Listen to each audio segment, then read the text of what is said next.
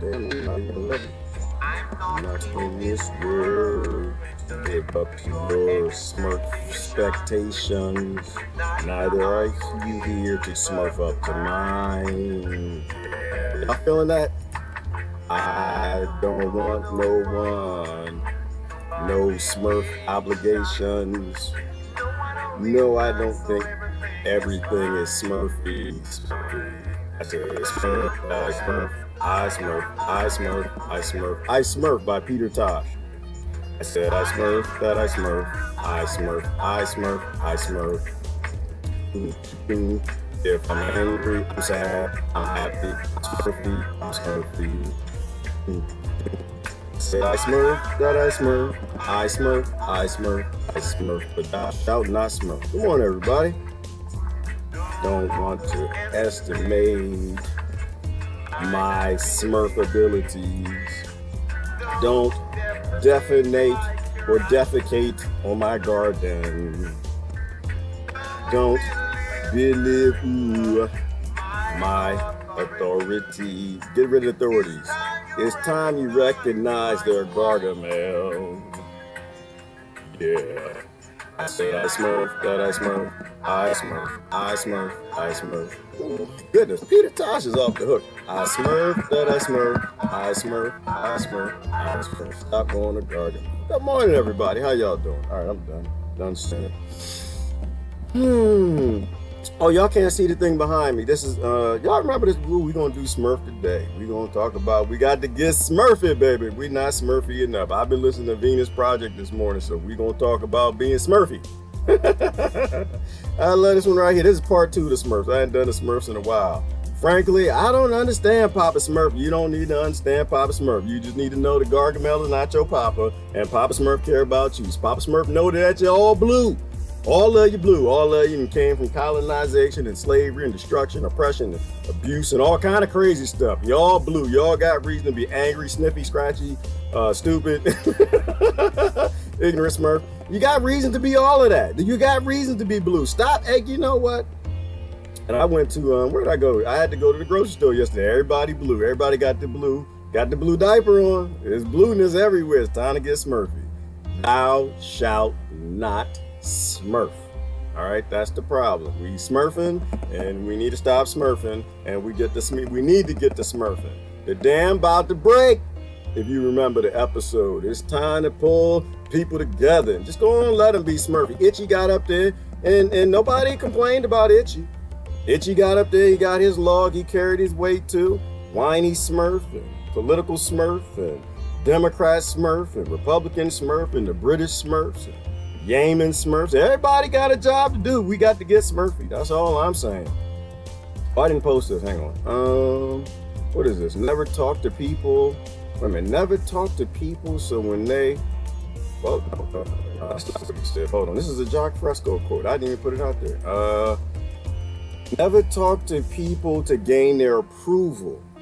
Only talk to people to inform them. That's what he said. Never talk to people.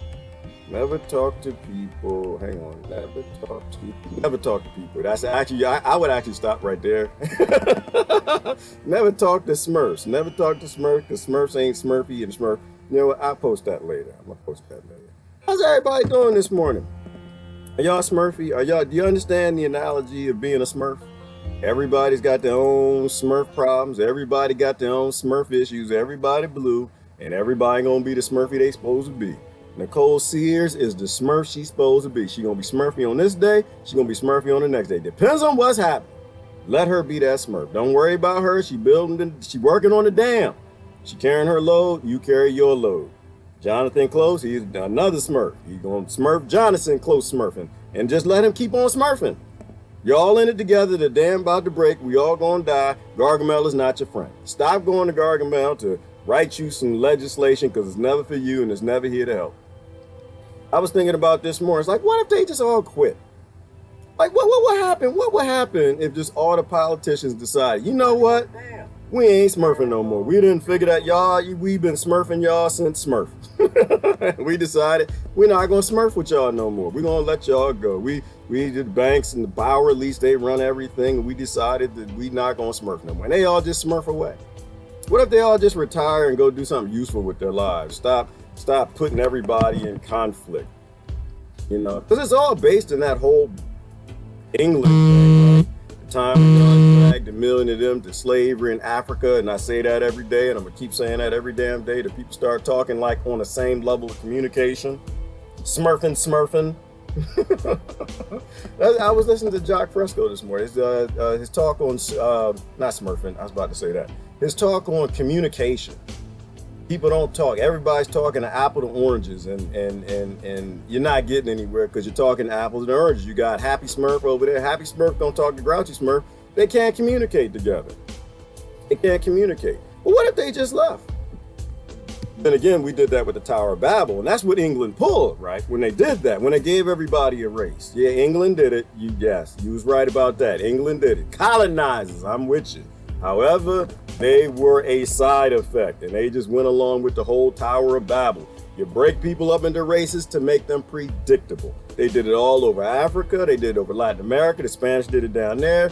The English did it in America, in North America, and it all spread all over the world. They did it in Australia, and then nobody smurfing because you're all fighting over grouchy Smurf is grouchy and angry Smurf is angry, lazy Smurf is lazy, but we all got Smurf to do. We all got work to do. You understand what I'm saying? Does that make sense to you? They broke everybody up into races to make you predictable.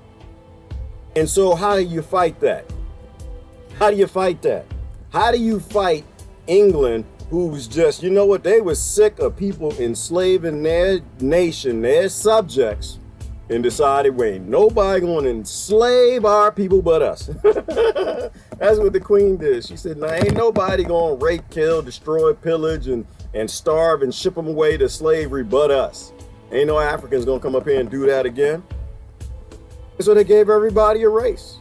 And that's like so documented in all the other countries. All my friends in all these countries like, yep, that's exactly what they did in our history. They gave us race cards. Right? Because as long as you got a race card, they give you pride in something that you ain't. That's why I love that Peter Tosh song. I am that I am. That's all you are. You ain't what England told you. You're not what England made you. They did that to make you predictable. And nothing's changed since. Nothing's changed. They're still using it. They're still using it to keep their colonies in order. And I think it's time that we have a little disorder. That's all I'm saying. And I go to the grocery store. I had to go get me some creamer. And all the Smurfs had on their blue masks. They was all walking around smurfing. No, they wasn't smurfing. They were really unsmurfy. Good morning, Patty. How you doing this morning? Perhaps that would be inappropriate to read at the eulogy for the man who passed away at our local Food Lion from a heart attack while working in the produce department, masked. Ooh, why did he had a heart attack in a mask? Ooh, Patty, that's crazy. That's crazy. Well, we talked about that yesterday. I listen to medical professionals when it comes to these damn masks, not the ones on television, the ones that are my friends. If somebody passes out, no, don't put that mask back on. They need oxygen, fresh air, clean air. Why do you think when people fall out, y'all, they say, step back, step back, step back? Because y'all monkeys dirty. You're breathing out stuff that they shouldn't be breathing in. You breathing out stuff that you shouldn't even be breathing in. And nobody should be dying of heart attacks the way I see it, Patty.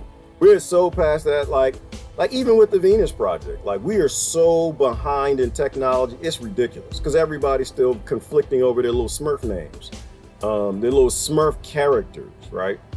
If we actually had a medical field focused on people who had heart attacks, but you know what? I'm gonna say something on that, Patty, because somebody said it a long time ago. I guess it was some engineer, how they had the drones that fly around from building to building on Dubai, and they pick people up because the trillionaires and the billionaires don't want to walk down on a dirty street with the dirty, filthy millionaires, let alone let y'all in their country. But if we actually just put drones on the top of hospitals, because they all got the, what somebody said, correct me if I'm wrong, somebody said that if you get those, are they defibrillators? If you actually had defibrillators in places where people had heart attacks and you got to them within, I guess, a short period of time, like a minute or two or something like that, that you would save like 80% of their lives, something crazy like that. Is that a heart attack or stroke or something like that? We just don't use technology to help people. And that's what the Venus Project all was about. That's what Smurf Village is about. It's about taking the technology we have at the time. Look at these two right here. I don't know who that is. That's I'm gonna call it white Smurf and black Smurf because he got on some white pants and he got on some black pants. And don't even start with that Papa Smurf is a pedophile stuff because that's what they do to you. They got the saw and they're using the modern technology at the time to work together because the dam gonna break. And the dam is gonna break. The dam is gonna break, the dam is gonna break. Yes, Hillary, yes, they did. They did that in Brazil, they did it in the Congo, they did it all over. Just getting everybody to fight people from their own characters, right? Grouchy supposed to be grouchy. Angry supposed to be angry. Sniffy supposed to be sniffy. You don't need to argue with them. This is why I say, you know what, you could get rid of all the races tomorrow and it doesn't really matter. The people so stupid, they're gonna find another reason to fight with each other tomorrow and they'll just be fighting over each other's character. If it ain't skin, it's eye color, it's how long your toenails are. You know, at the principal level, we just have to learn that if we're divided, we will remain conquered. Technology will never be utilized to help us. It'll always be utilized for the powerful Gargamels that own the land. And meanwhile, everybody going back to Gargamel for more solutions. I have changed my mind, by the way. I've changed my mind. I said it before in the past that I hope all your 2020s win. I don't hope that no more. I don't hope that your leaders win. No, I don't. I hope they all lose. I do. I hope they all lose. I hope they all fall flat on their face and whatever happens with the central banking and that falls apart and that y'all got to go back to solving your own damn problems. That's what I hope. That's what I hope. You go back to being an adult, working with your neighbors like the Smurfs to solve problems. That's what you need to do. You need to grow the hell up. That's what I hope. I hope all your 2020s fail. I do. I'm tired. I'm gonna drink coffee. I'm not upset. I'm Smurfy. It's just, I don't, you know, it's silly. It's silly that people are still taking this Smurf stuff so damn seriously, arguing with each other over the color of their Smurf. How stupid you are. Not stupid, just ignorant, just indoctrinated. People give things to each other. Oh, Lord have mercy, Robin. I can't read all that, girl. It's too early. I don't read this early. No, I don't. I listen. That's a lot. I have to read that later. My good Gerard, I have a friend who was a retired systems development analyst and worked in Silicon Valley, DOD, DOF, etc. I told him about you. He has been a radical since the 60s, but unfortunately has bought into a lot of the UN Agenda 21 environmental stuff, climate change, equal distribution of wealth. I don't want to read it, damn it, Robin, but that's a lot. And you got a lot of meat in this. It's making sense to me. Hang on. Monitoring to promote, what is that? Conservation, etc. I was shocked that he said masks will be mandatory. Didn't bother him, although he knows where this is heading. He wears a mask out of respect for others. He says there will be a new kind of normal. I told him about you. Oh, you so sweet. We're part of the corporate system like he was. I don't know how he stayed in the system given his views on everything. He lives very simple. Again, he is an example of someone who believes they are awake but supports things that push these agendas. He reads books on capitalism, surveillance, etc. Yet he is still tied to the left-right paradigm. I know many other people like him. They truly believe they are awake. Yes, they do, Robin. And people, I'm so glad that y'all let me read that. My friends know that, like, yeah, if I comment, he gonna say something about me because he trying to read. It take me a minute to read, Robin. Whew. A lot of meat in that. A lot of meat and an important thing. So, I'll say this, Robin. When I was still in the system, I thought I was doing good. Like, I'm gonna give you an example, Robin. I'm gonna give you an example. I'm mostly in the green industry now, organic industry, you know, green, sustainability, blah, blah, blah, blah, blah, blah, blah, blah, blah. And a lot of times people ask me, say, how in the hell are you in the green industry, organic, promoting all of that, and you used to work in the pharmaceutical industry? How does that even work? How you went from the belly of the beast to the demon? Wait a minute, the belly of the beast to doing the right things, back to sustainability. Now, I just didn't know. Actually, I didn't.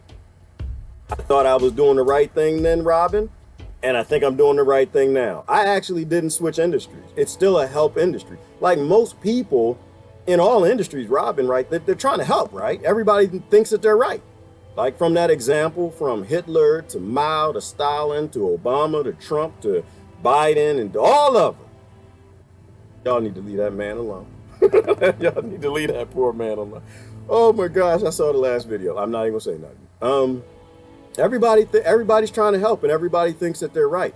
I didn't switch industries at all. There's no difference between big pharmaceutical and the organic industry. There's no difference. The only difference is the approach. It's still full of people who just want to help. And what I would say about your friend Robin is he probably, or she, was just like me. I thought I was helping. I didn't understand the difference between the Venus Project and Agenda 2020, 21, 2030, 2020, whatever it is now. I never knew the difference. I didn't know the difference between sovereignty, respecting a Smurf to be a Smurf, as opposed to making all the Smurfs like me. Because I'm happy Smurf, everybody has to be like me. I didn't understand the sovereignty part, right? I wanted to help. I wanted to automate and make things better. And it took a little while for me to sit in these boardrooms, Robin, and like start piecing together the fact that I'm trying to help, but the people who buy the solutions aren't trying to help. They're just trying to make money. Not everybody can leave the field, and not everybody should leave the field. I tell y'all what I did. I don't tell you what you should do. I think you were the Smurf, you're supposed to Smurf. And as long as you have people in key positions, then it's a good thing. The good thing about your friend Robin is he wants to wake up, and nobody wakes up. Right? I don't think anybody's woke. I think he is woke at the level he's at, and you're woke at your level, and I'm woke at my level, and ain't none of us woke. So he's on his path, and maybe he'll get to where you are or where I am, and it's not like a higher level or anything like that. It's just he still believes, right? And that's what holds up the sixth system, is belief, right? His heart is in the right place. I never worry about anybody whose heart's in the right place. I never do, because eventually they see the whole left-right paradigm. They see it. It takes a while. It takes a little philosophy, takes a little time. Sometimes it takes sitting in the boardrooms hearing the same damn thing I heard over and over, Robin. How do we get rid of people? How do we get rid of people? How do we get rid of people? They never said it that way. They just said, you know what, this is unsmurfy. We got to remove some Smurfs. There's too many Smurfs in the village. We can either grow more food for all the Smurfs, or we just start firing the Smurfs. And so we started automating and getting rid of the Smurfs. So I wouldn't worry about them. I wouldn't. I think that, you know, all you can do is, it was like, oh, what Jacque Fresco said, like communication. Oh, yes, we're going to watch Jacque Fresco for a second. Because this is what I was watching this morning, I mentioned a second ago. Which is, you're not speaking, none of us speak the same language, right? Communication is everything. And none of us, when you talk to someone, it's like apples to oranges. When the left talks to the right, apples to oranges. When Americans talk to Britons, apples to oranges. When Christians talk to apples to, because everybody's in their own little reality. Everyone's kind of following their own narratives. Everybody's a Smurf they're supposed to be, and they're not using the same Smurf dictionary. Look at this. Let me tell you, let me go to Jacque Fresco. This man is such a genius. He is such a genius. I posted his book this morning. Manage a team? But I wouldn't worry about that. I wouldn't. Everybody is where they're supposed to be. Everybody is where they're supposed to be. Everybody's doing what they. Another way I put it, Robin, is everybody's perfect but me. That's it. Everybody's perfect but me. I'm not worried about anybody else. Where they're going, what they're supposed to be doing, if they're supposed to believe in race and identity, whatever. I put information out there to inform people, and they can do anything they want to do with it, right? We have to trust each other. And I trust each other. It's like my brother. He's still fussing at me. Ken, we're racist. We gotta be black and we're proud. And I'm like, no, England told you that you was black to control you, okay? And they told him that they was white to control them. And he's like, no, we gotta be proud. We gotta fight white privilege. You know, and I hear the same narrative from him that the people who are causing all the problems, who are paid by the corporations to write the legislation to cause all the problems, handing down, because he starts the same narrative that you hear from these liberal universities. Well, no, they got to be allies, and they can't be allies till they admit that they're bad Smurfs. And I'm like, they're never going to admit they're bad Smurfs. He's like, no, they got to admit that they've not been Smurfy. Like, you know, hey, I don't want to say which brother's name. We ain't been Smurfy either. Okay, we ain't been Smurfy either. So we can blame them for being the Smurfs that they were controlled to become, or we can blame ourselves for the Smurfs that we are. Or we can blame the system and fix it and stop making people grouchy Smurfs and enslaved Smurfs. So everyone's indoctrinated. Everyone to a large degree is controlled. And I think we have to accept Smurfs for how they are, but also understand that you can't really communicate well with people who don't speak your language, right? Like, I didn't know what sovereignty was. My friends who used to talk sovereignty, I thought they was crazy, man. I was like, what the hell are you talking about? Sovereignty. The nations are sovereign. What do you mean? People ain't smurfs. People ain't sovereign. They're all a part of a village and they're supposed to do what the rulers say. Like, no, that's not. People supposed to be free. And when they're not free, they're not going to be smurfy. They're going to be angry. They're going to want freedom. They're going to want to fight each other. Look at this. This brother is such a genius. I love Jacque Fresco. I wish I heard about Jacque Fresco while he was still alive. I only heard about him after he was dead. This man, and you know that he has millions and millions of tech or lines in lectures that they're actually putting in audio form. And I believe the Venus Project is still down there in Florida, that you can go there. But they've only done like 20% or something like that of all of his talks. This man was a genius far before his time. Jacque Fresco might be the Tesla of the future.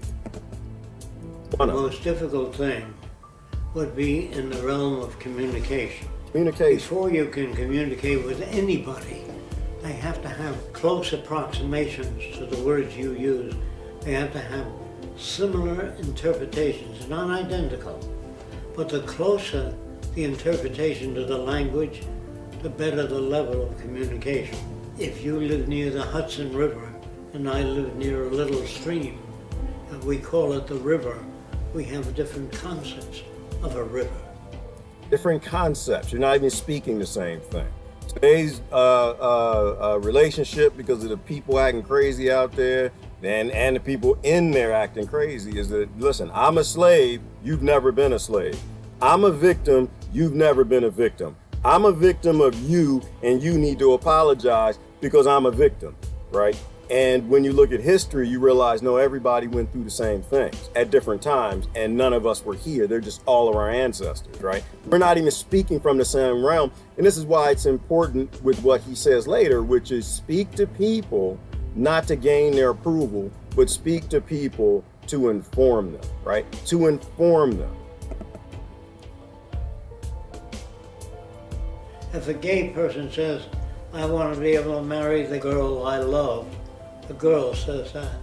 Another person says it ain't natural for women to marry women. It's more natural for men to marry women. That is a set or fixed point of view. So they would have difficulty talking to each other. Take a group of Jews. They can't talk to each other at all. Because, like, listen to what he's saying, right? Because to you, it's natural for you're a woman, to marry the woman that you love. But to them, it's not natural. To the other Smurf, it's like, no, because I'm a man and I like women, or I'm a woman, I like men. Like, it doesn't make any sense. No, what's natural to you is natural to you. But you can't even have a conversation around it because we view the world so differently in a bigoted way from our own little birth bigotry, right? And where did Black Lives Matter come from? And people, George Soros, I'm gonna say, nah, not really. I'm gonna defend them for a second. Just for a second, then I'm gonna get off of that. Because they say blue no matter who. They're a political organization, but where did they come from? Just how I'll explain why Britain colonized the world, right? They had to build up ships because the Barbary pirates were invading their coast, and they had that massive armada, so it invaded the world. How did Black Lives Matter get started? Has anybody here actually been out to their website and read about them? The sisters that started, there's 3 of them. They were LGBTQ. If I missed a letter, I apologize. I'm trying to keep up. And they're living in a world where everybody thinks that they knew them. Now, of course, now the money came from George Soros and whatever. But the point is, they're actually an organization that are based in equal rights, and it's because they lived through times and they never were equal, right? Side effects,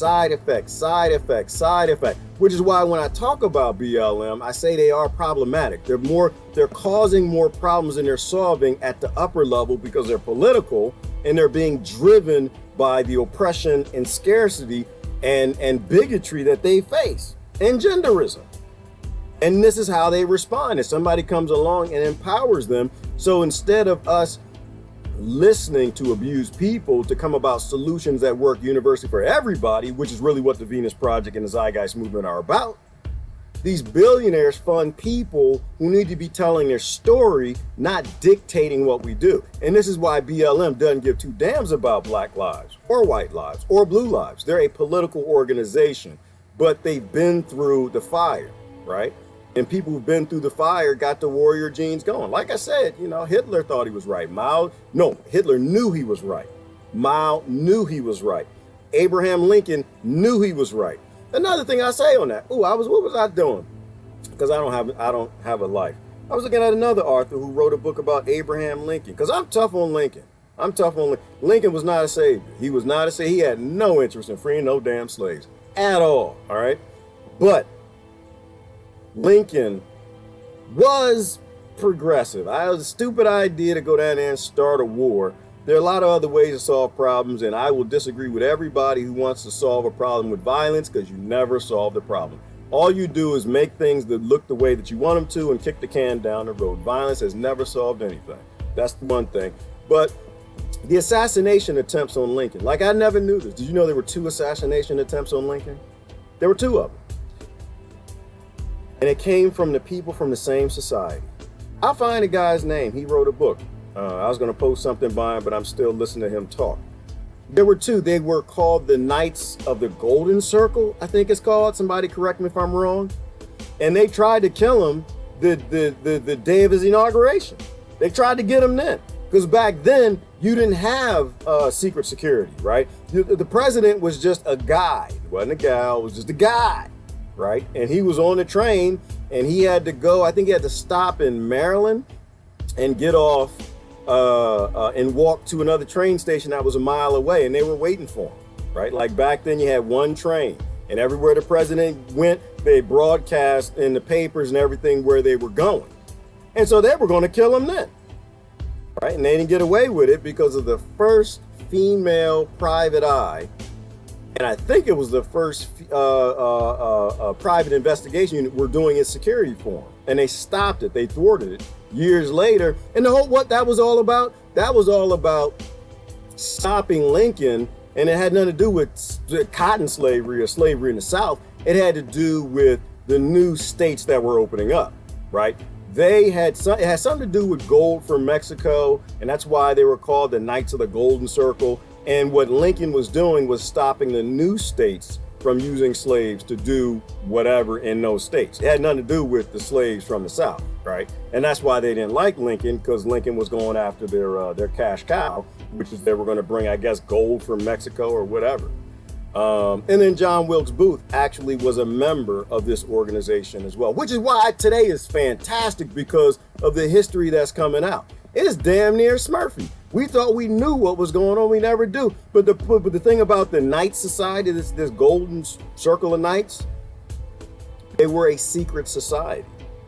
They were a secret society, right? They didn't want anybody to smurf what they were up to. And so now today we can actually look back and like read papers and realize there's always people behind the scenes pulling the strings. There are always people guiding what happens. You always got some banks and secret societies killing presidents and knocking down buildings and guiding all the politics, controlling everybody. There's always Gargamels, and they remain quiet and secretive.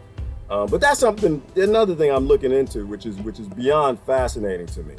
But Lincoln wasn't a good guy or a bad guy. Lincoln wasn't a free no slave. Lincoln just wanted to smurf. He was a Lincoln, and he was Lincolning. That's all he was doing, right? That's all everybody is doing.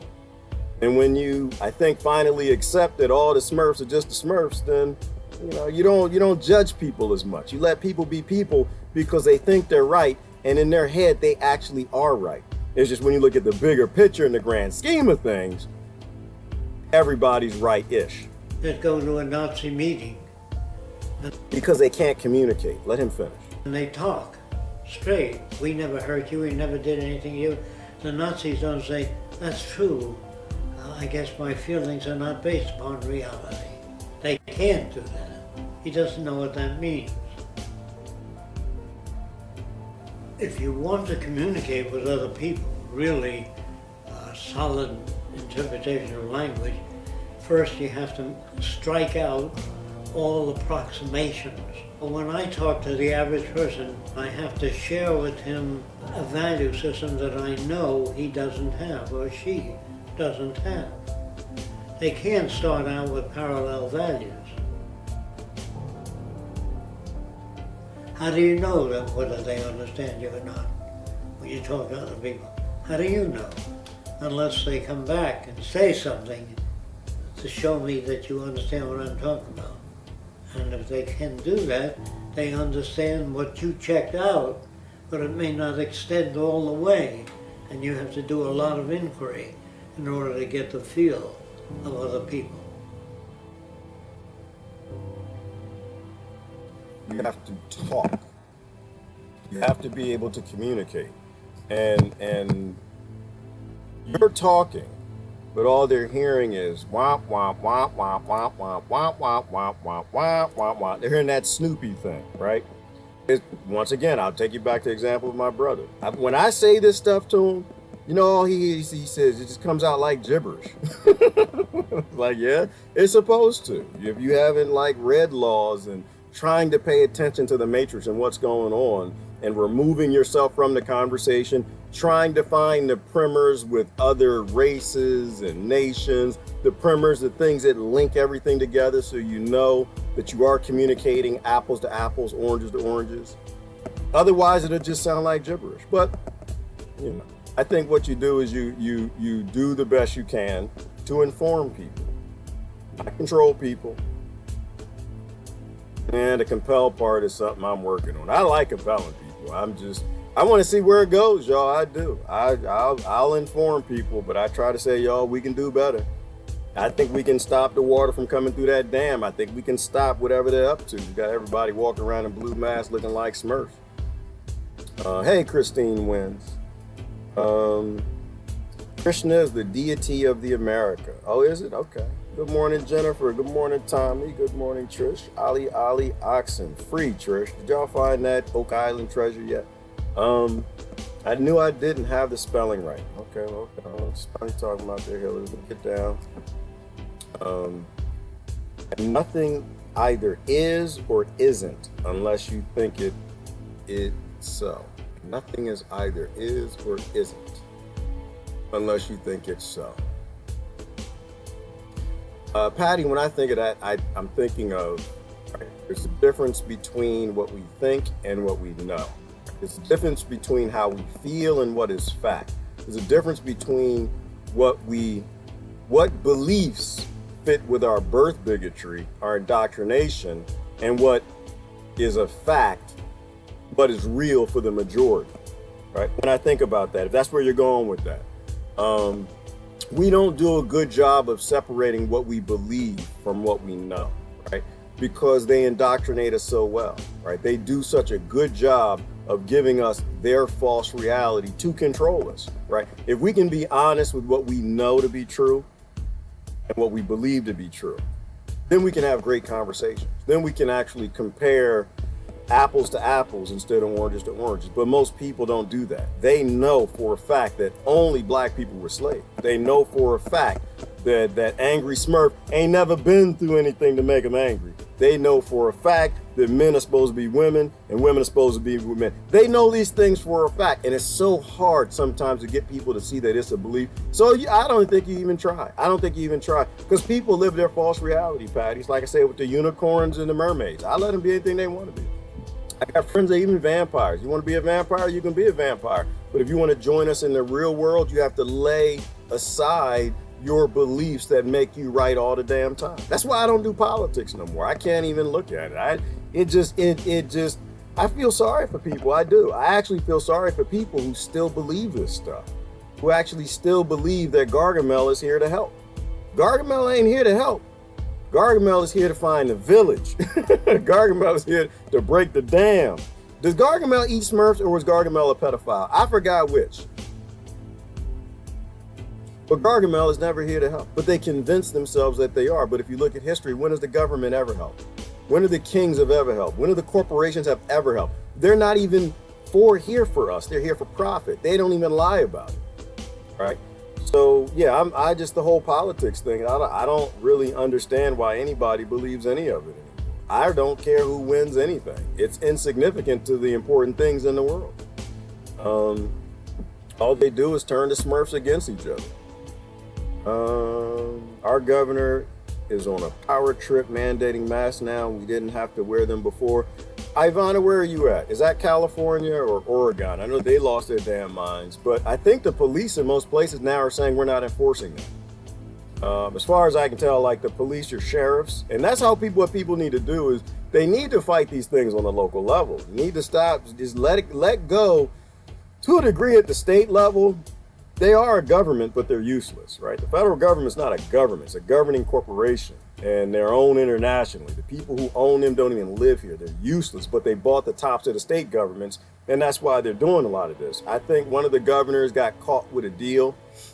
He didn't even get caught, right? Spent billions of dollars for masks to have them come in. You can't all of a sudden have people stop wearing masks because he'll probably lose the next election. So what's he gonna do? I try to use my logic, and it's like he needs people to use these masks. So you gotta mandate them so people can use them. So he can say that he saved everybody instead of wasted $1 billion buying masks in the midst of a real pandemic that I'm sure that state's ignoring like every other state right now. The real pandemic. Any of the other real ones, the big ones, let's say it that way. Like the opioid crisis, that's a pandemic. Didn't spend a dime on that, did you? Probably didn't. So yeah, I think that when they do these things, they're just trying to preserve their jobs. That's all they're doing. They're just trying to preserve their job. I don't think your government hates you, your governor, Ivana. I think that person, man or woman, just wants to be reelected. The only way you can be reelected is you got to work with the corporations. The only way you work with the corporations is you got to do what they want. And in order for them to get what they want, it means you got to take the rights from the people and give it to the corporations. That corporation probably just wants to go to Asia, get some slaves, make a mask making facility, make them masks like in that video. They can drop them on the floor, make them as cheap as possible, put them in a sterile bag and send them to America. You know, and the corporation, in order to sell those masks, they got to make sure that they're bought.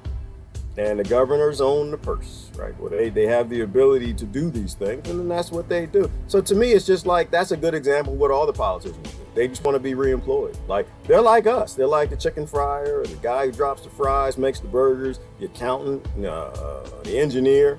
They're going to do what it takes to make sure they keep paying their mortgage. You know, so I mean, it's not making an excuse, but it's explaining, like, that's what's wrong with our system. They're not there for us. Gargamel's not there for us. The Gargamels are there because they want to keep their job. And it's a power trip, and it definitely is a power trip, Christine, and he wants to stay in power. And that's the only way he's going to stay in power, is making sure that he's perceiving the help based on what most believe. And what do most believe? What the television tells them. So I say, turn that television off. Gee, I'm looking smurfy today. Thank you, Kentucky Fried Mama. I'm blue today. I'm smurfy today. I'm looking at the Smurf village example. We're a village. We can all work together. There's always a threat coming for us. And if we don't work together, the threat's going to get us. Instead of dividing up on our characters and our natures that we were all given different ones. People have to just walk away. A system needs you to believe. If you still keep acting like you're believing, they're going to push this as far as they can go with it. That's what a corporation does. It's not evil. It's not dirty. It's not foul. What it does might be evil and dirty and foul. And we might be evil and dirty and foul because we still consent to it. Corporation is going to get the maximum profit it can get. And how do you get that? Is you push people as far as they're willing to go. That's why I have my limits. You can only push me yet so far. And this is actually my stop. This is actually where I get off this bus, because you're not putting a vaccine in me. You're not doing, nope, it's not gonna happen. You know, I go to Home Depot, okay, I'll look like I'm robbing a stagecoach, put a cloth on my face because I think it's funny. I get annoyed, I can't stay there too long. Like, people think I'm running in and running out because I'm scared of the bad air. It's not that. Is I'm just really feeling sad that I'm around this many grown A people that actually still believe their television sets. And I want to get out of there. I like to be positive. I like to feel smurfy. And I don't feel smurfy when I'm around people who trust Gargamel. Big corporations, whoever you want to say Gargamel is, the 13 families, government, I don't do the same damn thing. Anybody who wants to abuse you, and you don't realize you're supposed to be working with Papa Smurf and the rest of the Smurfs to build up the dam. Right, bloody well right. You know you get a right to say, Super Tramp. All right, Patty. Let me see. This has only ever been about power and money. Good morning, cousin. Good morning, cousin Tom. Yeah, it has been. That's it. Power and money. And Tom, I know I sound like a broken record, and I apologize to people who hear me say it. I say it all the time. And I'm going to keep saying it because I'm not here to make anyone believe what I believe. I'm just trying to inform you like Brother Tom just did right there. It's always about power and money. That's it. It's just Gargamel, power and money. And Gargamel's corporations and government.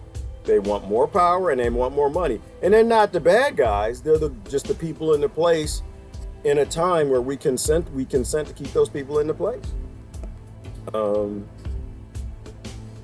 Yeah, ooh, and I just saw Rob, and I just saw your old comment. So now he worked for the DOD, and he just see. I will say this: when it comes to the DOD, Robin, I was raised in a Pentagon-funded family, right? My father worked for the Department of Defense. If people don't know what that is, and I knew we were doing the right thing. I knew that we were defending freedom and justice. I knew that we were G.I. Joe, and we were the good guys and everybody else was the bad guy. And it took me a while growing up to realize, and that kind of sent me, Robin, down the Republican aisle. And I did the Democrat aisle for a little bit. It's like, no, but the Republicans were freeing people, we're spreading Christianity, we're spreading thou shalt not smurf, thou shalt not smurf, thou shalt not smurf, because we ain't smurfing. And so other people shouldn't be smurfing it too. And then I finally hit that age, Robin, when I realized, like, wow, that's not actually what the Department of Defense does. That's not what a Pentagon does. And that's damn sure ain't what the conservatives are doing, And so it just takes people the time to wake up, and then even when I understood that blowing up people and stealing their land and resources and colonizing them was a bad idea with the Democrats and Republicans, eventually I ran into, these people who talk about natural law, right? And I was fascinated. And natural law synced up with a lot of the world's religions, the laws of, you don't abuse each other. You got to love each other and take care of each other. Sustainable systems. If you work together as a collective, things go the right way. You can build a bridge and stop the water from coming in. You can fix the dam. If you don't work together, you're going to go extinct with everything else. And that's why the Gargamels divide us up by race, religion, and all those things. And then and then Robin, they taught me about the rules of violence and force, right? Force and violations, right? That force is always authorized. You are always authorized to defend yourself if someone is violating. And that really, then from there, all you really got to do is look at how many bases we have around the world. You realize the Pentagon is not here to help. The Department of Defense is not here to free people. They're here to kill people and steal resources, right? That's not why they were set up, but it's what they're being used for today. And it's full of good people. Most of my friends from my Facebook grew up with me in the Washington, D.C. area. They work for the federal government. These are not bad people. They're good people, but they're highly controlled. And we're all talking apples and oranges, and so we can't compare them notes. Good morning, Gabrielle. Good morning, Sandra. But it's about power and money, and that basic principle. And it's hard to explain that to people, Tom. That's my father's name too, was Tom. But it's hard to explain it to people because all they see is what they've experienced. Right? All they see is what they experienced. And so if you experience the hood life, that's who you are. If you experience the trailer park or the poor white life, whatever you want to call it, and that's who you are. And then hopefully you get to a point where maybe one day you see is, no, that's where I'm from. It's not who I am. And where I'm from is a place that was intentionally kept scarce to make me this who I am. Oh my, you're a Smurf. I am, Amanda. I am a Smurf. I'm a Smurf. Today, I'm happy Smurf. And yesterday, I was happy Smurf too. But I go through my different Smurf moods throughout the day, and we are all Smurfs. Everybody is a Smurf. And we need to stop judging each other for the Smurfs we become for the environments that we are in at that time or where we're born. Let everybody be everybody. Compare the things you can compare. A lot of people like that here in the Northeast. I think, Diane, everybody's the same all over the planet. I think everywhere you go, everybody is the same. You just got a lot of different Smurfs who become their environment. And that's nature and nurture. The old argument, whether it's nature or nurture, was destroyed. Neuroscience destroyed it. It is nature and nurture. Some things get passed down in DNA, but over time they get turned off. Those 27 warrior genes, if we build more better environments, Smurfy environments for Smurfs, they become Smurfy. You build Smurf environments for Smurf, then they're gonna Smurf you up. I just explained gang violence right there, if you understood that. Green lives matter. That's all that matters, Will. Green lives, because we are in the Garden of Eden. This is a planet of Eden, and there's abundance and there's plenty for everybody. But they've indoctrinated and confused people so they believe there's not enough. So I need to join up with other people who are my skin or from my country or my land or have my philosophies or my religion because I'm fearful there's not enough because I trust the television set. And that's dark energy. That's not Smurfy. Good morning, Linda. Let me see. You either feed disease or you fight it. You are what you eat. And this is absolutely true, Patty. You got to eat a Smurfy diet. If you don't eat a Smurfy diet, when the flu season comes around, you're going to get Smurfed up. And if you trust that television set and you think that they tell you Smurfy things, you think they would tell you that when an asteroid is coming, you think they care about your health, you're going to be fooled. That's all Gargamel's trying to do, is trick the Smurfs. Find out where the village is. In that example, the village is your immune system. Break it down so they can sell you a product. Which is why I love this analogy stuff. It's fun how this all fits together. Team Crayola. That's all we are, Ty. It's Team Crayola. And it's, isn't it better that way? I don't know, why do people think that things are better if everyone thought like you? Like, that's crazy. If everybody thought like me, kill me now. That's a waste of air. You know how boring that is? It's not fun at all. I was talking about you yesterday, Ty. Who was I talking to you about yesterday about? I was talking about, who was I? Susan. Talking about Susan. She gonna do some videos. I was talking about Ty. It's like, yeah, Ty. And she was laughing because she understands Ty too. I mean, I don't understand Ty. She don't understand Ty. But we understand is Ty Smurf. Let Ty Smurf be Ty Smurf. Why you want to change Ty Smurf? Let Ty go out and do what Ty do. You know, and so it was like the whole, and I hate to bring it up again. It's just silly. The whole Q thing. It's just like, you know, why does anybody care what anybody believes? Why is that important? Right? It's stupid. If Ty is being Ty Smurf is going to reach the people Ty Smurf's supposed to. But if Ty Smurf becomes Amanda Smurf, then now Ty Smurf is broken. You see what I'm saying? So the world is better as a rainbow. The spice of life is that people are different. If everybody was the same, it would be, oh my God, kill me now. Kill me now. What would I have to learn if everybody thought like me? That's stupid. What would I have to learn if everybody liked what I liked, wanted to go where I wanted to go? Then I couldn't go nowhere because I don't want to be around y'all half the time. Sometimes I want to be by myself, and if I go there's too many people, that's why I don't go to Disney World. All right, too many damn people there. I like the road untraveled. If everybody's the same, there are no untraveled roads. What's the point of being here if we can't learn from everybody's differences, right? But we gotta expect them. We gotta accept them. Somebody posted that a minute ago. You gotta accept Team Crayola. You gotta have acceptance of stupid Smurf, ignorant Smurf, Democrat Smurf, Republican Smurf, Christian Smurf, Muslim Smurf, itchy, grouchy, sniffy, stupid, ignorant, and Mama Smurf. And just let everybody be what they're supposed to be. That's all. Right. It would be boring, Amanda. Thank you. It would be ridiculous. Oh, and Amanda's coming on later, by the way. Amanda's coming on later. Y'all cheer Amanda Honeycutt. She's going to come on later. We going to talk. We got to have a conversation. Because Amanda and I are different. We think differently. Like the video of smacking each other in the head. That I'm not even, no, never mind. I'm not going to say it. I'm not even going to talk about it. Because my experiences are different than Amanda's, right? And Amanda has something that she wants to teach me, and I want to learn, right? What's the point of me being here if I don't become teachable, right? To me, some things are funny. To other things, people aren't, right? And I can say, oh no, Amanda's got to be like me. And that's stupid. That's ignorant. That's what this is about. Let the different Smurfs be the different Smurfs based in their own experiences. But if we don't listen to each other, then we can't talk apples to apples and oranges to oranges. Good morning, Amanda. Good morning, Jesse. I think the repeated emphasis on not being able to wear a mask while they open carried kind of put the situation in perspective for the Liberal Council. Not being able to wear a mask while they open carry. I don't understand that one, Trish. When people weren't allowed to wear masks, that's weird. The repeated emphasis on not being able to wear a mask. I think everybody should wear a mask. I think if you, no. I think everybody should be allowed to wear a mask, right? If you feel that you need to wear a mask, you wear a mask.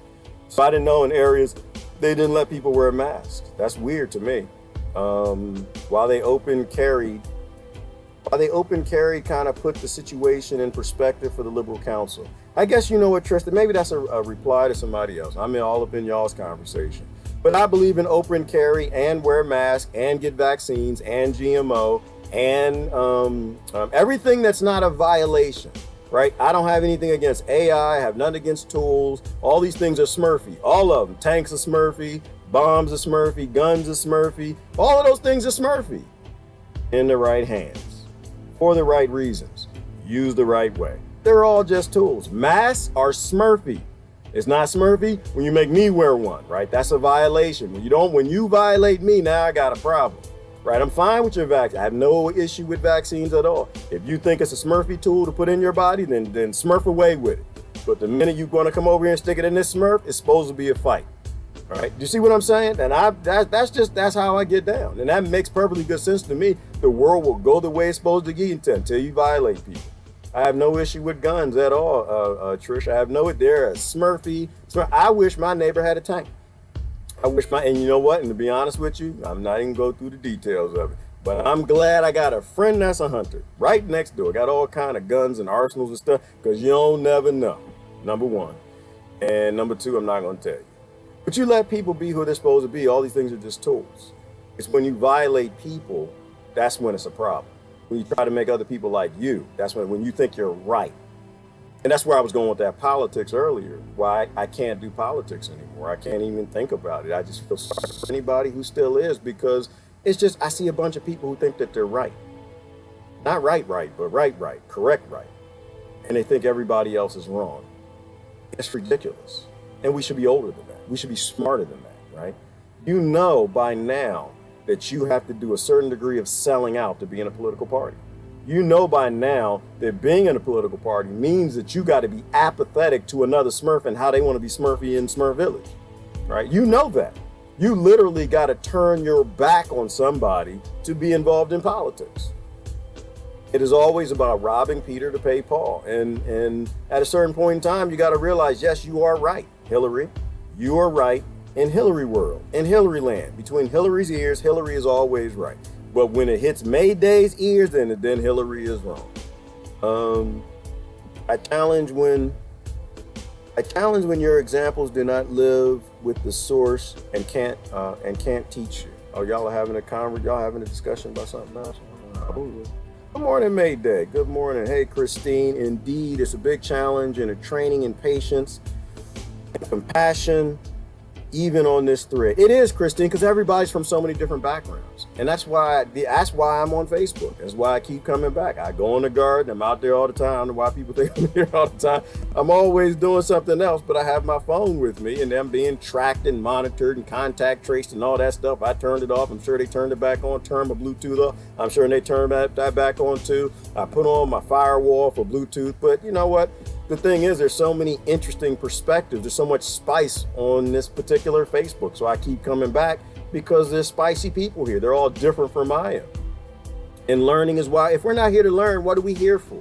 You're not here to make money.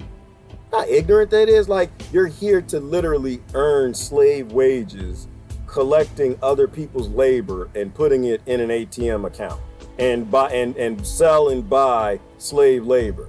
Forced economy labor. Like, that's ignorant. That's what monsters do. That's what psychopaths do. That is not why we're here. We're here to learn. And we're all put in different environments, and so we all have a lot to teach. Oh, look at that, Diane. I haven't seen you in a minute. Well, I've not seen you on YouTube in a minute. So many people today are not completely responsible for their own actions. Many have been forced on psychotropic drugs, and now they are addicted to drug affecting behaviors and not healing. This is very true, Diana, and that is a pandemic. That is a very real pandemic, and you got to be apathetic, completely lost to be worried about your own little pandemic instead of the big pandemics that are hurting people. And drug abuse is a big one, right? I'm always for legalizing all drugs. Why? Because what Diana needs for her day to go through is Diana damn business. Ain't none of the business of mine. If she need to buy some seeds and put them in the ground and grow her cannabis, Chiba, cocoa, whatever, and she can do that and be peaceful, not hurt anybody, violate anybody, it's her damn business. She's a grown woman. I think. I'm not even sure.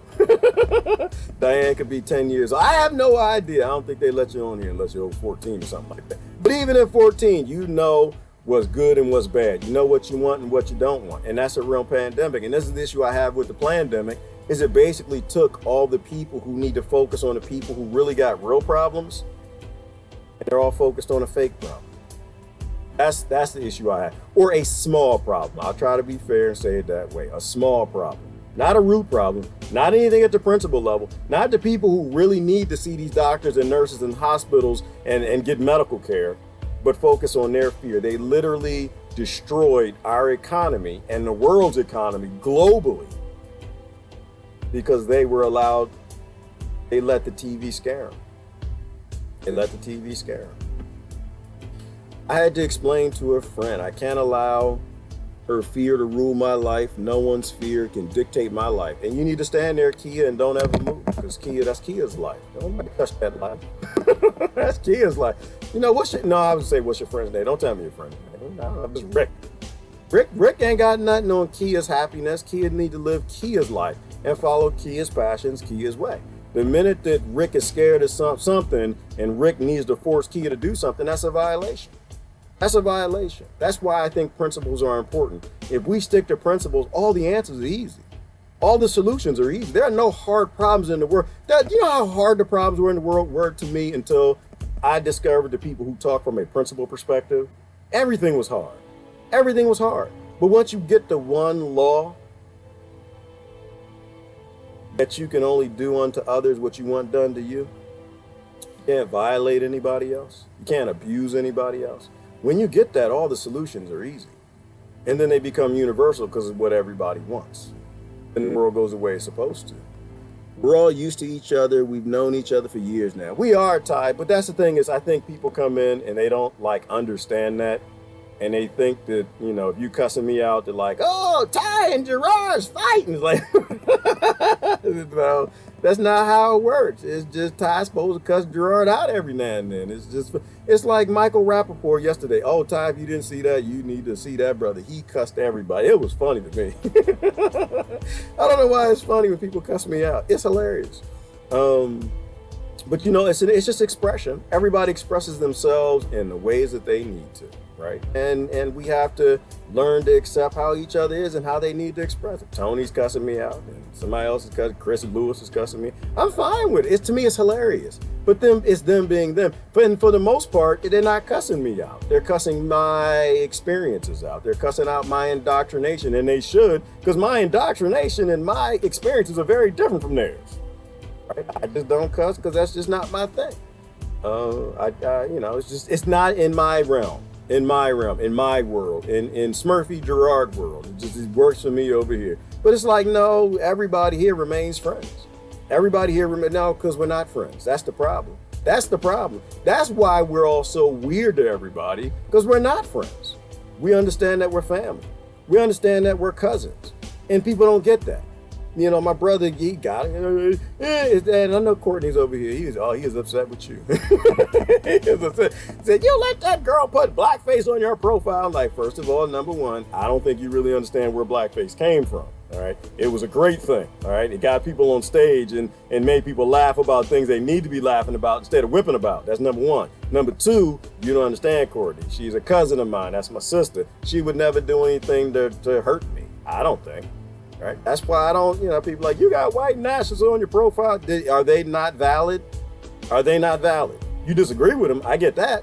But are they not valid Smurfs? Were they not born in Smurf village and put in a certain place and developed certain philosophies like you do, like you did? And you disagree with their philosophies? Okay, you disagree with their experience. But that doesn't mean you shouldn't listen to them. Listen to them. So I laugh about everything. Like I said, to me, it's about intent. If you're doing something to hurt my feelings, then I probably would laugh it off. I probably would laugh it off. I don't know. I'm like Laugh Smurf or something. I find it funny when people try to hurt me. I feel sorry for them. I do. You know, like I don't get offended. It's like, oh, okay, well, you know. So, you know, it is what it is. But I think people here are mostly family. We're interested in each other's experiences. We're not interested in like a fight. Like that's stupid. What are we gonna fight about? I mean, what in the hell do I got to fight Beaufont about? Other than him making anus cakes and putting my face on behinds and donkey butts and stuff. Like, you know, it is what it is. But what I got to fight with him? Beaufont doesn't own any land. He doesn't own no water. He doesn't own the lithium. He doesn't own nations. He doesn't own banks. He doesn't print currency. I got no issues with Beaufont. Beaufont is the best Smurf Beaufont anus smoke. I'm not even sure what Beaufont is, but he the best Beaufont he can be. Out there messing around with the hummingbirds and anus cakes. You know, I'm fine. I'm glad that he's here. I'm glad he's here because every now and then he makes me laugh, and that's a good thing. It's a good thing. When people are laughing, they're getting along. The problem comes when you silence people and you think hate speech exists and hate things exist. When you think those hate things exist instead of side effects of side effects of side effects of side effects, and we never dealt with the root problem, then people aren't laughing. When people stop laughing, that's when they start fighting. Right? That's why you should never silence anybody. You should never censor anybody, because when you do, their only recourse is violence. What is that saying? How's that saying go? Those who make peace impossible make violence inevitable. Right? It works for speech too. You know, let people be them. Good rising, G. Just looking at the screen, you did something different with your hair. First of all, Jasmine, I have her on my body and it ain't on my head. Nope, and I'm not Papa Smurf Courtney. I don't pop in. I got, well, I guess I am. I got one more. I got to papa out of the Smurf village. And after I papa that one out, then we done. Then I'm gonna go be, I'll probably be Lonely Smurf. I'll probably be a Hermit Smurf or something. Keep changing. And don't be the same Smurf your whole life. Switch and go and move around. Become unpredictable. Become unpredictable. That's a great thing to be. Don't be so predictable. Don't always be sad and happy and crying and this, that, and the other, left, right. Switch it up on people. That's the reason why England gave everybody races, to make you predictable. That's the only reason they did, because they needed to be able to manage their colonies. And if you can't manage unpredictable people, you can manage predictable people. You take the food, the water, the oxygen, the air, you write artificially scarce laws, you know exactly what they're going to do. They're going to join up with other people that you labeled to farm them. Become unpredictable. If this is what ascension is, we're ascending, y'all. I think we're in the beginnings of it, Sandra. I think people are waking up. I do. I'm very positive. I'm positive Smurf. Right, bloody well right. You know, you got it right to say Super Tramp. Oh, that's what you said, Patty. Okay, Brian, good morning. All right. Will Love Earth. Y'all should follow Will Love Earth. He did a good live stream yesterday. I got to go back and watch the beginnings of it. He was talking about the opioid crap. You were talking about opioid.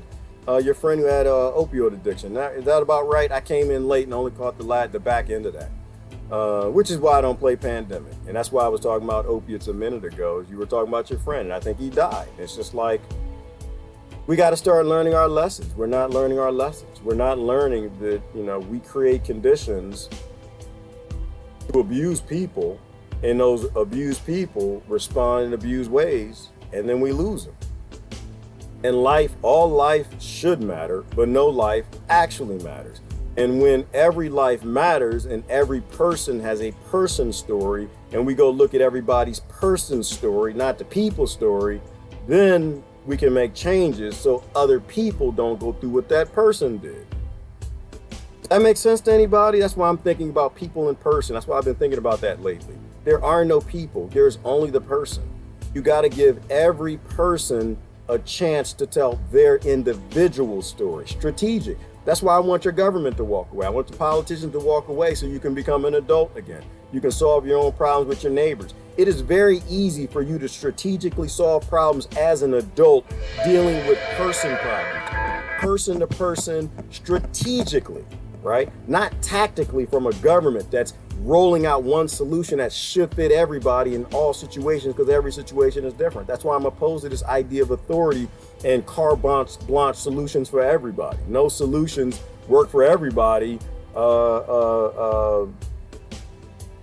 certain percentage of the time. Right? There's some solutions that work for everybody, And the level of detail that they go to with millions of laws, that'll never work for everybody. You know, we all have a lot of things in common, which is why we're talking about communication, right? Apples to oranges, or apples to apples, or oranges to oranges. What do we all have in common? 7 billion people. Everybody likes food. Okay, great. We got automation and robots that can grow food for everybody. There's more than enough land for everybody to eat. So, okay, so everybody should eat. This is the bare minimum of our society. This is the primer. Everybody needs water. Okay, so everybody has water. You can't deny people water because you think you own the river, the lake, the rain, and literally you just want them to buy from your municipality, so you pump the water in. Nope. Everybody has access to water. Everybody should have water. Everybody can have a house. Using modern technology of the time to ensure that every Smurf has the bare minimum needs that all Smurfs have. That's what broke the village, is denying Smurf the bare necessities of what Smurf needs. And that's where you get angry Smurf from. That's where you get aggressive Smurf. That's where you get terrorist Smurf from. That's where you get the bad Smurfs that everybody doesn't like. What Citizen Deb say? Add a non-aggression principle towards everything in your life, like a permaculture style of living. Ooh, yes. You have a life of agro-anarchy, so we could be totally focused on potentials of everything and everybody. Absolutely, Citizen Deb. We did a video a long time ago. We were talking about what is permaculture? Permanent culture. Permanent, right? Things that work for everybody for as long as we can see in the future. If it's not a permanent solution, you can stick it back up your butt. That's all. If it's permanent, it's a good idea. Permaculture is a way of life. It's not farming. It's not growing food. I'm growing more permaculture, which is why I haven't posted any pictures of my garden, or I posted very few this year. I'm doing a food forest, and they're not as pretty as you want them to be. Not as pretty as people, oh, that's such a nice row garden. Nope. I'm trying to grow food as healthy and as permanent as possible. A food forest where I don't have to tend to it every damn year. You got to do some tending to get it started. Then you walk away and you let nature do what it's supposed to do. The tomatoes going to come up where the tomato's supposed to. The carrots going to come back where they're supposed to. The cucumber, if it's not where it's supposed to, it's not going to make it. And the apple tree dies or the apple tree makes it. Permanent culture where you don't have to do anything. All this stuff worked before we got here. Nobody was here cultivating or tending. They know what they're doing. The only thing on earth that has no idea, no clue what it's doing is the human. Everything else has a place. You know, it's our job to push things back in a permanent direction. It is not a permanent idea to have an economy based in the majority taking pride in what they have that others don't have. It's not permanent to have a society with an economy that's based in the forced labor of every Smurf in the village. That's not sustainable. It's not permanent culture to have a society with a Ponzi scheme type setup where you got a few Smurfs at the top and the vast majority on the bottom have to die or be put in cages because they don't have enough because the banks don't print enough. Right? That's why the banks print the money, and they never print enough for everybody. They could print enough money so everybody could have $50,000 as a bare minimum in the account, but banking wouldn't work so well if they did that, right? Banking works by keeping everybody opposed against each other, and that only works if you only print enough to keep people dying. That's why the whole model has to be flipped. We need a paradigm shift. We need a paradigm shift to permanent culture, which is what Citizen Deb is saying. If it's not a permanent solution, then you need to go back to the drawing board, right? And you need to require, if you still believe in government, then you need to require that from your guilt Gargamels. No, Gargamel, that's not a permanent solution. You can't just be eating and abusing Smurfs. No, you cannot put the Smurfs in a Ponzi scheme pyramid of an economy and only print enough money for Smurfs on the bottom. You don't get to do that no more. See, if you want to keep the Gargamel model, then you got to tell Gargamel what he's going to do. You can't go to Gargamel and say, Gargamel, I got a problem. I need some help. I need you to write some legislation to help me. No, if you believe in the slave master relationship, then you need to go tell Gargamel exactly what Gargamel's going to do. Right? You know, say, oh no, we need to do something about drugs on the street. No, you do your own homework and research. Well, why are there drugs on the street? Well, there's drugs on the street because people don't like this life. It's not a very smurfy economy that we have. Smurfs like to smurf, and if we tell them all they got to smurf the way the billionaires and big corporations want them to smurf and get a degree in smurfing things they don't feel like smurfing, then they're going to be upset. Then they're going to be angry smurf. They're going to be scared smurf, mad smurf, ghetto smurf, blow up some stuff smurf, send anthrax in the smell smurf, and terrorist smurfs. You see what I'm saying on that? If you go to Gargamel and say, no, people doing drugs because they don't like this Smurf village, then we need to change the village so they can go be the Smurf that they want to be. Then they stop doing the drugs and doing crazy stuff. They won't need drugs to get up. You know, life is a drug. You know, your body manufactures drugs. You know that? You know, if you are happy, your body produces all the drugs that get you high, you just be flying. I'm flying most of the day. And you're like, yeah, Gerard, we kind of know that. I figured you. I'm high all the time because I'm privileged. And I'm honest about that. I'm high all the time. So I do the best I can to lift other people's spirits because they minimally, that's what I'm supposed to do. Bare minimum. I'm supposed to share my privileges with everybody else. If I'm a part of the Smurf village and I don't tell anyone else, oh, well, you got light blue Smurf privilege. You got white Smurf pant privilege. Give me some of that privilege. No, that's my job to look in the mirror like the sister said earlier. You solve the world's problems in your own damn mirror. You look in your mirror, you realize how you're a part of this village not being Smurfy, and you fix it. Don't worry about the other Smurfs. You do what you're supposed to do. That's all I'm saying. Yeah, be the bigger person, Kia. You got to be bigger. Oh, no, you mean bigger in another way. You're talking about my tomatoes and basils reseeded themselves, and the chickens were eating them, so move them to the nursery until they're bigger. Okay, yeah, and you got to help nature. I mean, chickens, they're little dinosaurs. They go in there and rip the hell out of certain things, but they also have a sustainable place. But if you got too many of them, then they'll eat your food. They'll eat your herbs.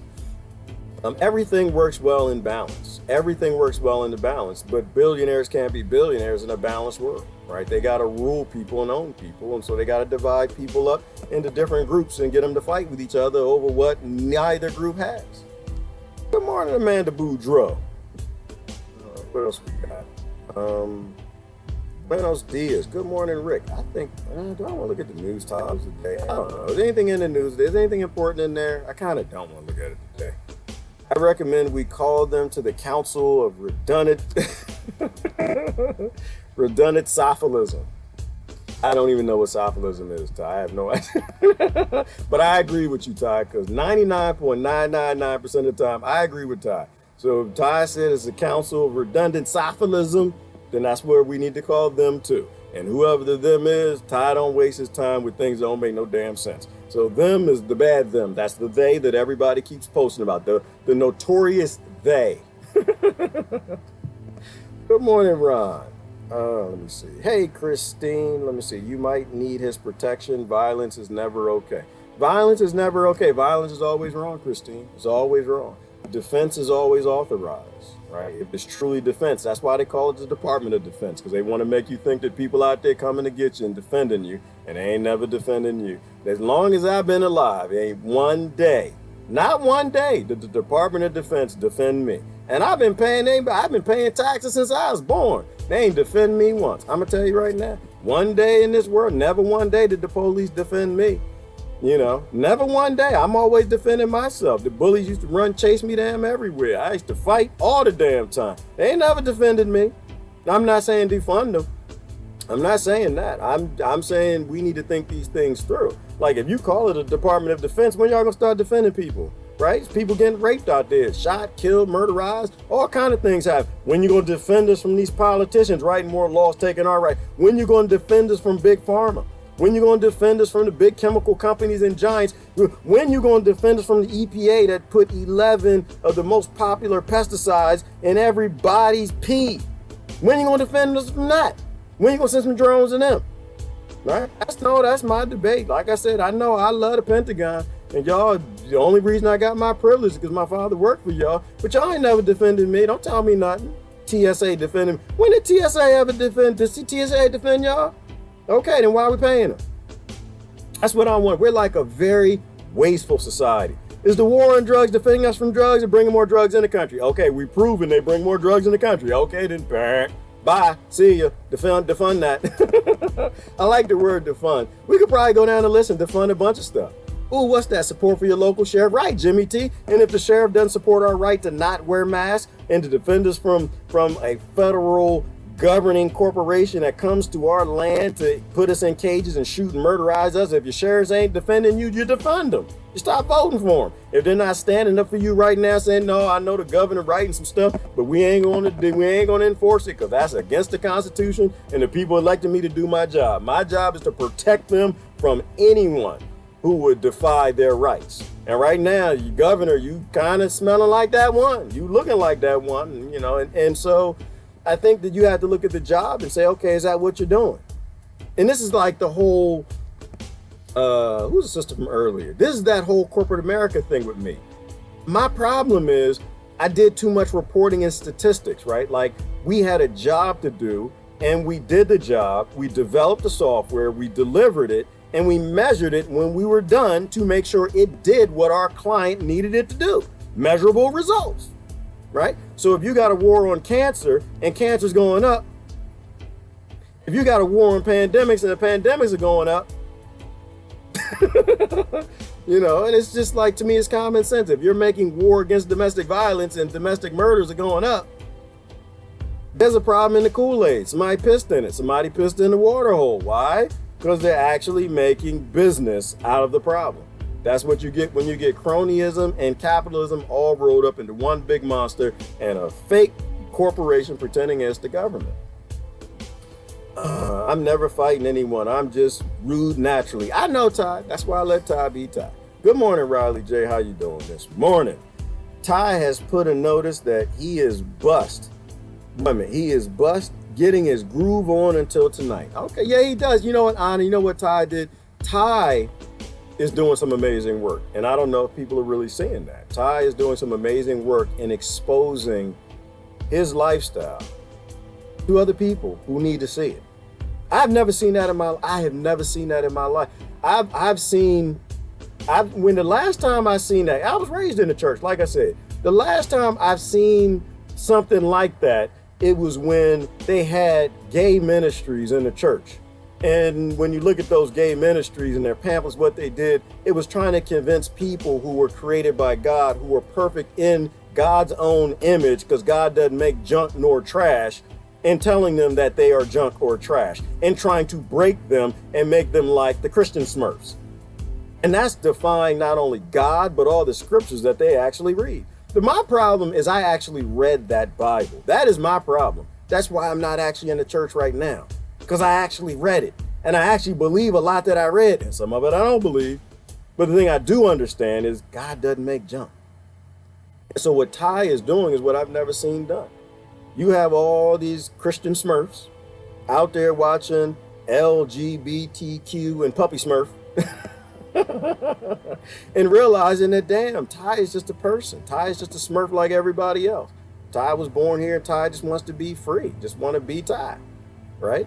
And that's a beautiful thing when you can start to look into another dimension of real lives and empathize and realize, damn, you know, everybody's got their problems. Everybody goes through things. Everybody has bad days, and everybody just wants to just live and be a Smurf in Smurf Village. That's when that empathy kicks in, and that's the most powerful thing that Ty is doing that I don't think a lot of y'all understand. I know y'all get the fussing and fighting. I know. Ty says things to get on your nerves. That's okay. Maybe, I don't know. Think about thicker skin. Consider it, perhaps. I don't know. But we all go through stuff, and I appreciate having Ty around. Ty's taught me a lot. If y'all don't follow Ty Neftali, you should. You should. You need to follow anybody who has a piece of the matrix that you don't have. Follow anybody that can expose to you to something that you don't understand or you don't know.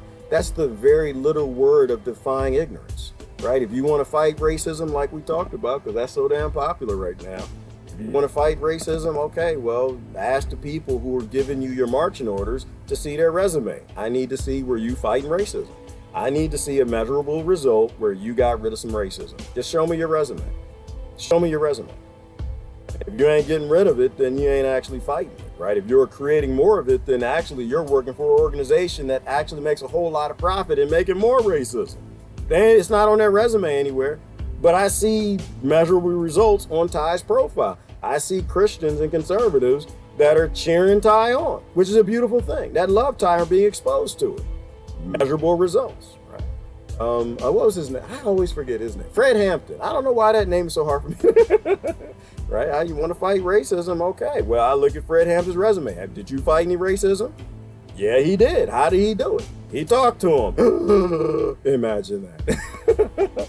When people actually see that you're not the jerk that their indoctrination told them that you are, that you're not violent, you're not this, you're not lazy, you're not shiftless, you're like everybody else. You got your problems and you became that particular Smurf in Smurf Village. And they empathize with you. You literally shatter the world they thought was true. You literally give them a blue pill. Like giving people the blue pill to me is not, oh, you're red or blue. Like, I don't think it's that. Oh, here's the truth. I'm going to smack you in the face with it. Mm-hmm. I think when people realize that what they know is wrong, that's the blue pill. Right? They take it from themselves. They don't take it from your profile. All you can do is put information out there. All you can do is put your life out there. You can put the things that you struggle with, the things that you know, and the things that you don't. People empathize with you, and they'll swallow that blue pill. That's what the blue pill, that's how you know you're fighting racism, because it's going away. If it's not going away, then you're not actually fighting it. You literally are not getting rid of cancer. You're creating more cancer. You know?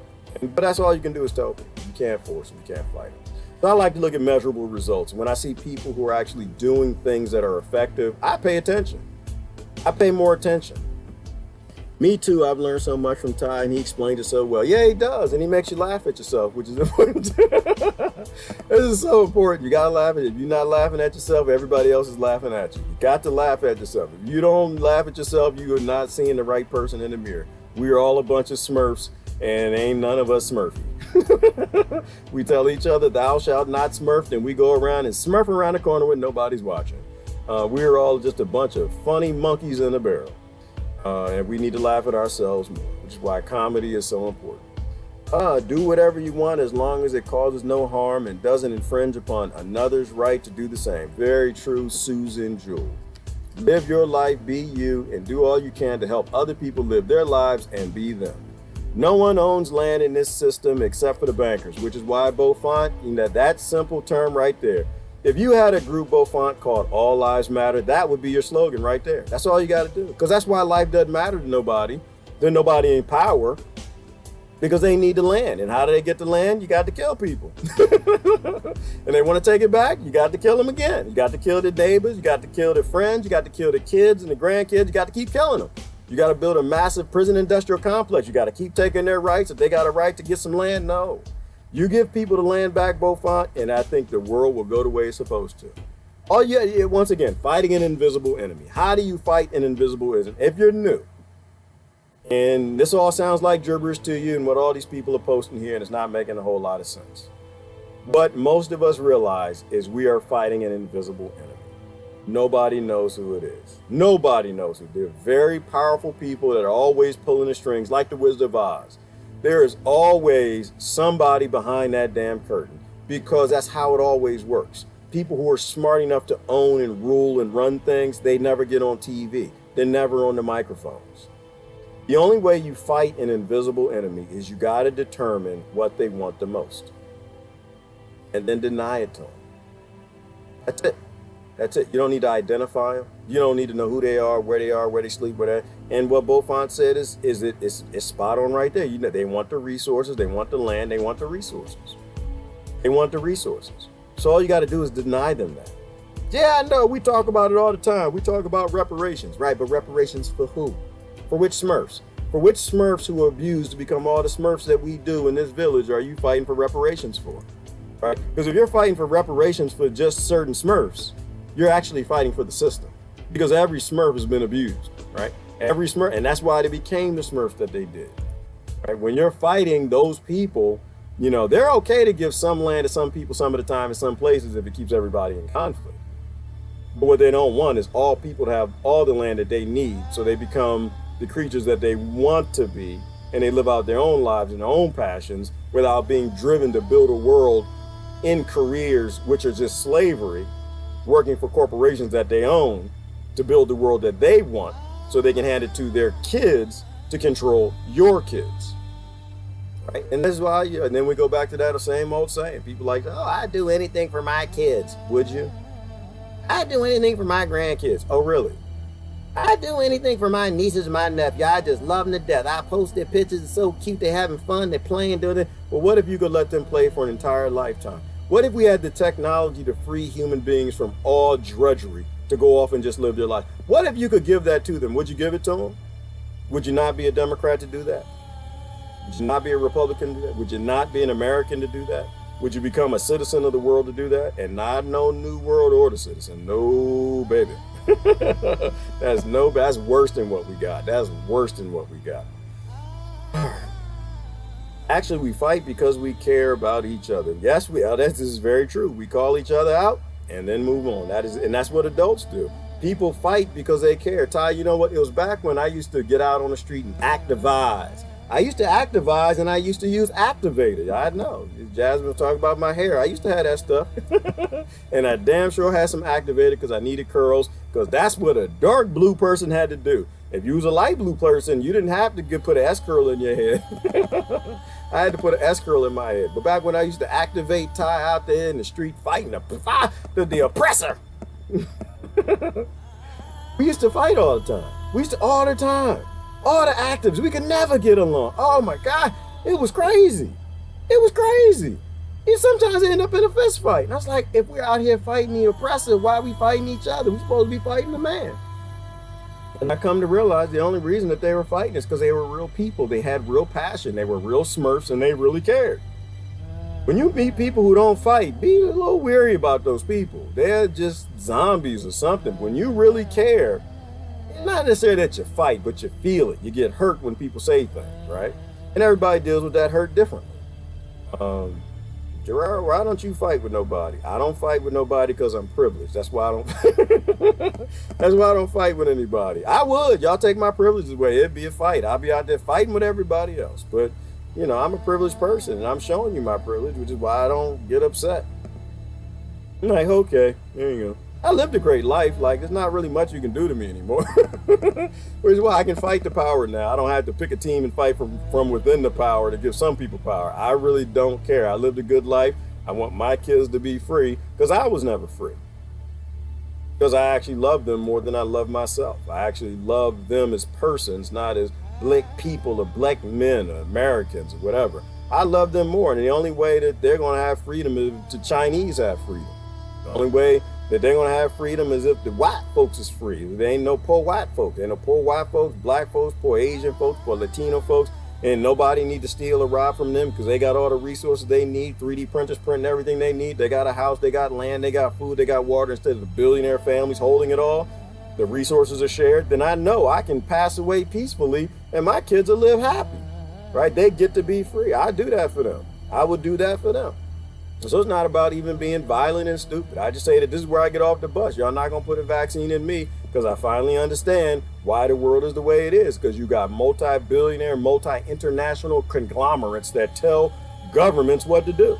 And they're literally telling governments that we need to make some more money by you buying all these shots and having mass vaccines going up in everybody. Not going in me. No, I have a firm place where I draw the line.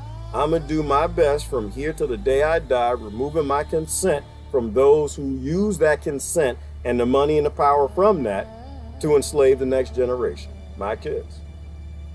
From my day on out, it's a battle of removing my consent. And I don't judge nobody for the consent they move. Like I said, I love, like talking to the sister earlier, I love big business, big corporation, big America. Why? I realized I was a part of the problem. I could do that. Not everybody can do that. But I was raised in a family that had enough. I was raised around people that didn't have a damn thing, but that's okay. We had enough, and I don't need enough. I already see that there's no happiness in that. I don't need that. I don't need a big house. I don't need a fast car. I don't need any of that stuff.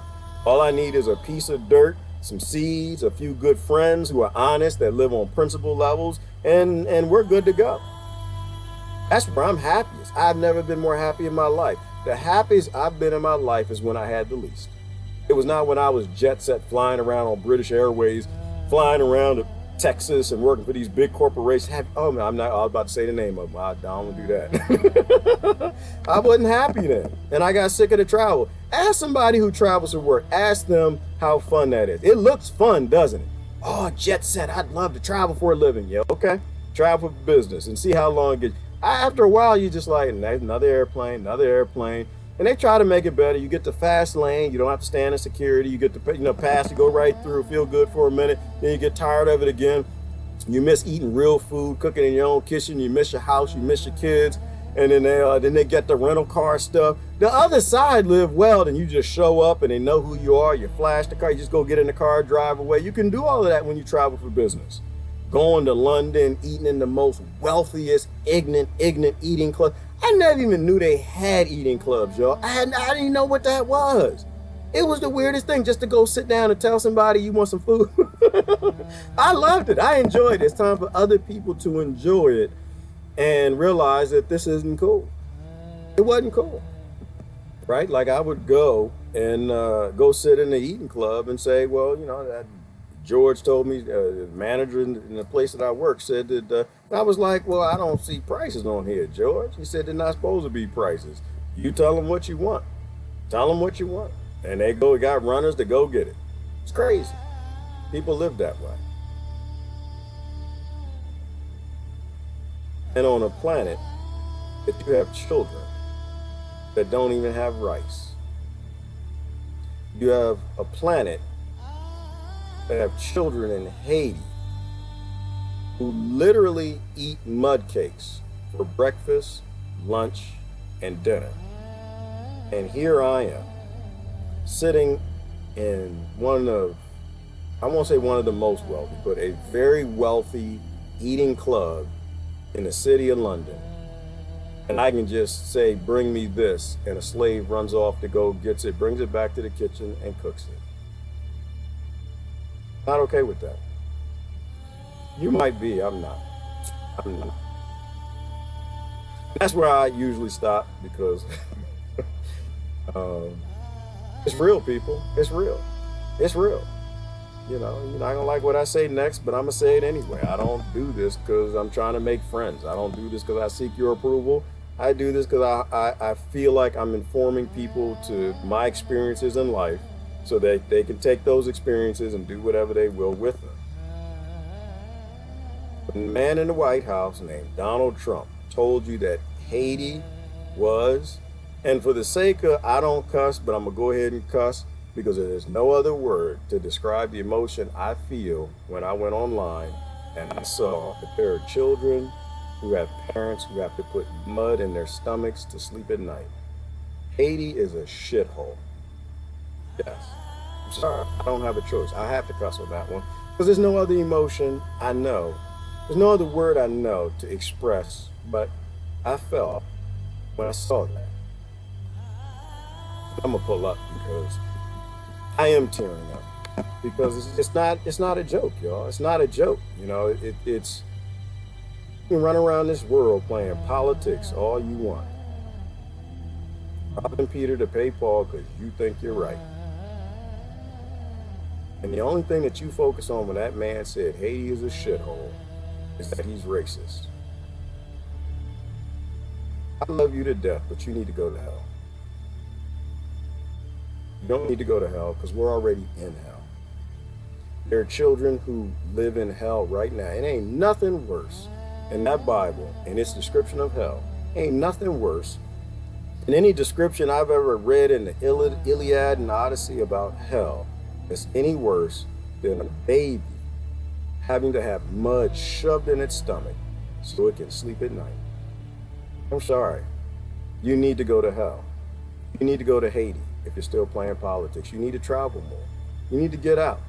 You need to get out. I don't travel because I've already traveled. I haven't traveled as much as some of y'all, but I've seen enough of the world.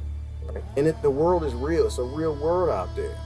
A real world outside your little town. A real world outside your little city or your state. And if you get out there, you realize there's so much more that we can have. I'm trying to pull it up, y'all. I'm trying to pull it up. I'm trying to pull it up because you ain't gonna get no tears out of me. Not on Smurf morning, you ain't getting no tears out of me. In Belize, looking at the poor people down there. And I compared the poor people to the poor people in America. Right?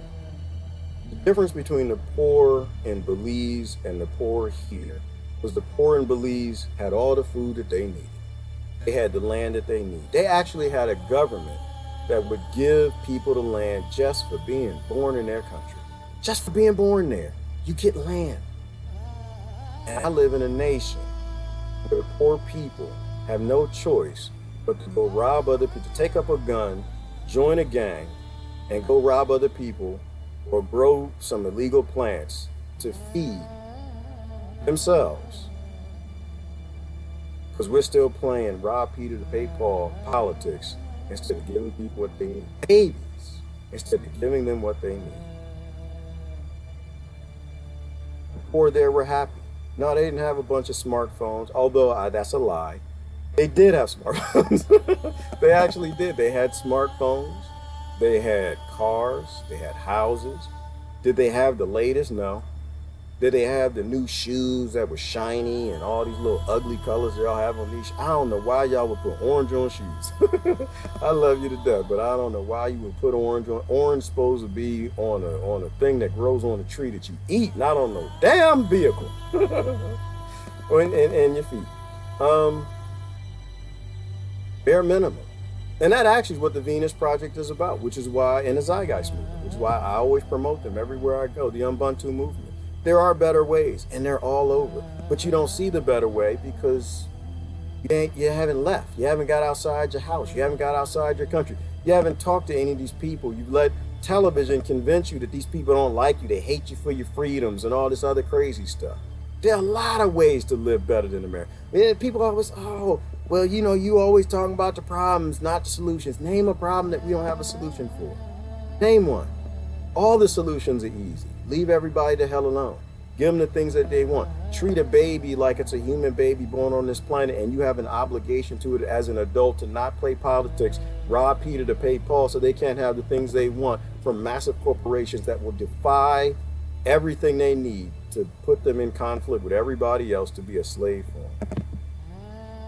All right, I think I pulled it up enough. The last couple comments, I'm gonna go.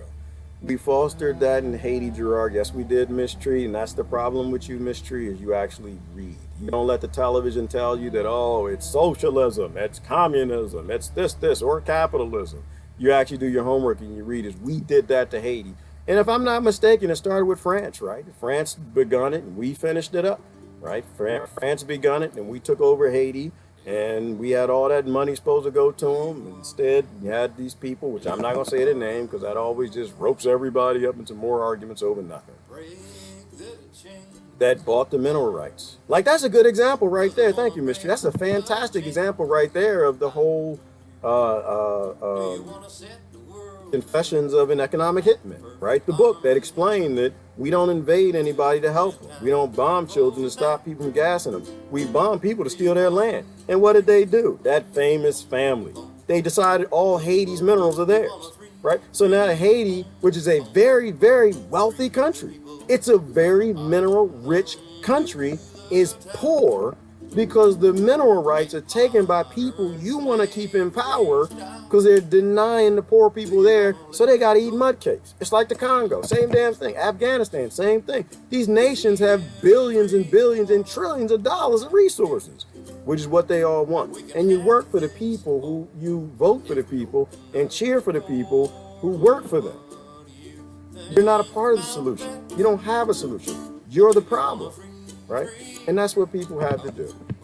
It's just start being honest about what you know to be fact, and start being honest about the things you believe to be true. We can only have global conversation on what is true. We can never have a global conversation on what you believe because it's like apples to oranges. Right? Like Jacque Fresco said, I'm going to end on his point, which is anytime you talk to people, make sure that it's not to get their approval. It's not to force them to think like you. It's not to force them to be like you. Why? Because you suck. All the Smurfs suck. Individually, we suck. Together, we're great. Individually, we suck. We are a hive mind. When you talk to people, talk to them to inform them about your experiences, and things will go the way they're supposed to. All right? I'm done. Listen.